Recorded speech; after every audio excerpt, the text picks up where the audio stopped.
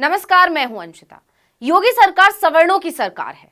दलित, पिछड़े, आदिवासियों के अधिकार, उन्हें सम्मान देने के बड़े बड़े दावे और वादे करने वाली योगी सरकार की सच्चाई यह है कि वो दलितों और पिछड़ों का हक मारती है। अब आप सोच रहे होंगे कि इस तरह के आरोप आखिर उन पर क्यों लग रहे हैं। तो उत्तर प्रदेश की योगी सरकार पर यह आरोप 69,000 शिक्षकों की भर्ती में हुए आरक्षण घोटाले को लेकर लग रहे हैं। चुने हुए उम्मीदवारों का कहना है कि सरकार ने करीब 19,000 सीटों का घोटाला किया है। ऐसा क्यों कहा जा रहा है, इस पर विस्तार से चर्चा करेंगे। पहले बात करते हैं योगी की पुलिस की बर्बरता की, जिसके वीडियो सामने आ रहे हैं। ये वीडियो राज्य में ओबीसी, एससी की स्थिति बयां कर रहे हैं। इनकी गलती क्या है? सिर्फ ये कि ये अपना हक मांग रहे हैं, उसके लिए आवाज उठा रहे हैं, लेकिन इनकी मांग पूरी करने के बजाय इनके साथ बदसलूकी हो रही है। पुलिस घसीट रही है, ऐसे पेश आ रही है जैसे ये लोग शिक्षा का अभ्यर्थी नहीं बल्कि कोई गुंडे मवाली हो। जिन दलितों, पिछड़ों के साथ पुलिस इतनी क्रूरता दिखा रही है, दौड़ा रही है, बाल खींच रही है, जरा सोचिए कि अगर इनका हक इन्हें मिल गया होता, इनको समय पर नियुक्ति पत्र दे दिए गए होते जिसका इन्हें लंबे अरसे से इंतजार है, तो सड़कों पर प्रदर्शन कर रहे ये अभ्यर्थी शिक्षक बनकर पढ़ा रहे होते। लेकिन योगी राज में ये भावी शिक्षक डंडे खा रहे हैं, पुलिस की बर्बरता का शिकार हो रहे हैं। और खास बात यह है, गौर करने वाली बात यह है कि ये सभी दलित, आदिवासी और पिछड़े समाज से आते हैं। ये है बीजेपी के राज में दलित, आदिवासी और पिछड़ों की स्थिति। ये है बीजेपी सरकार का दलित प्रेम, आदिवासी प्रेम का असली चेहरा। बता दें कि 69,000 शिक्षक भर्ती के मामले में फंसे 6800 अभ्यर्थियों को कोई राह नहीं सूझ रही। न्यायालय से मिली जीत के बाद भी सरकार ने पेच फंसा रखा है। इससे परेशान शिक्षक अभ्यर्थी पिछले 532 दिनों से लखनऊ के इको गार्डन में 6800 चयन सूची पर नियुक्ति की मांग को लेकर आंदोलन कर रहे हैं। अभ्यर्थियों ने 29 नवंबर को चारबाग से विधानसभा की तरफ हजारों की संख्या में कूच कर दिया। ये अभ्यर्थी विधानसभा का घेराव करने जा रहे थे। पिछड़े और दलितों को न्याय दो के नारे लगाते हुए हाथों में पोस्टर लिए ये अभ्यर्थी लगातार विधानसभा की तरफ बढ़ रहे थे। तभी पुलिस ने हुसैनगंज चौराहे के पास बैरिकेडिंग करके अभ्यर्थी को रोक लिया। इनके साथ कैसा सलूक किया, इसका सबूत है वो वीडियो और तस्वीरें जो इस समय सोशल मीडिया पर छाई हुई हैं।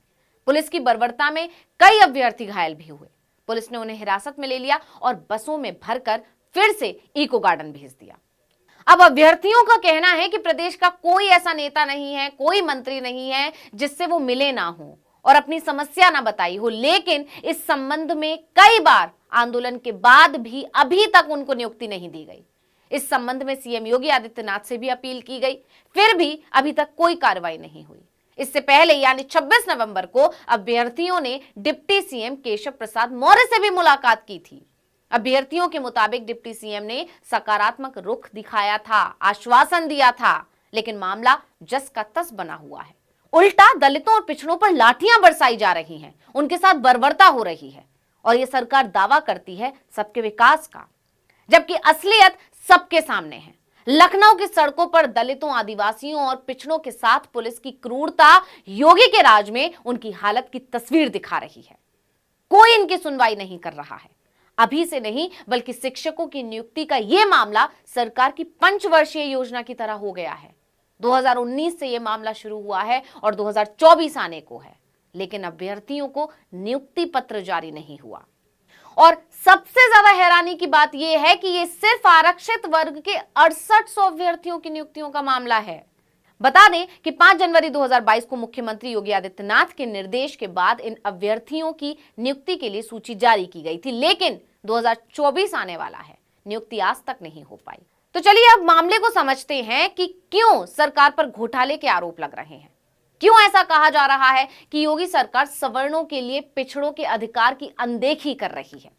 दरअसल सुप्रीम कोर्ट के आदेश के बाद 1,37,000 शिक्षकों की भर्ती की दूसरे किस्त में सरकार ने 69,000 वैकेंसी निकाली थी।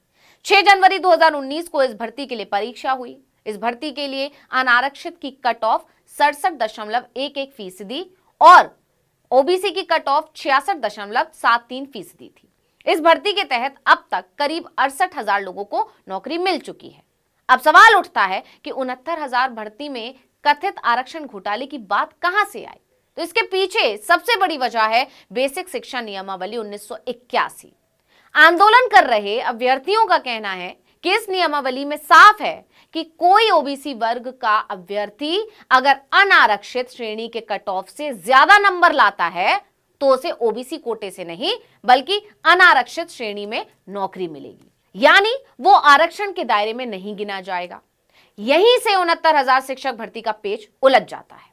दरअसल आंदोलन कर रहे अभ्यर्थियों का दावा है, उनका कहना है कि 69,000 शिक्षक भर्ती में ओबीसी वर्ग को 27% की जगह केवल 3.86% आरक्षण मिला, यानी ओबीसी वर्ग को 18,598 सीट में से केवल 2,637 सीट मिली, जबकि सरकार का कहना है कि करीब 31,000 ओबीसी वर्ग के लोगों को नियुक्ति की गई है।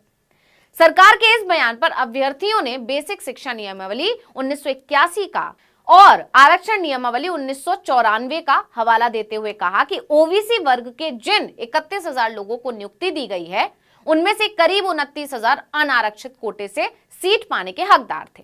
अब प्रदर्शन कर रहे अभ्यर्थियों का कहना है कि हमें 29,000 ओबीसी वर्ग के लोगों को आरक्षण के दायरे में जोड़ना ही नहीं चाहिए।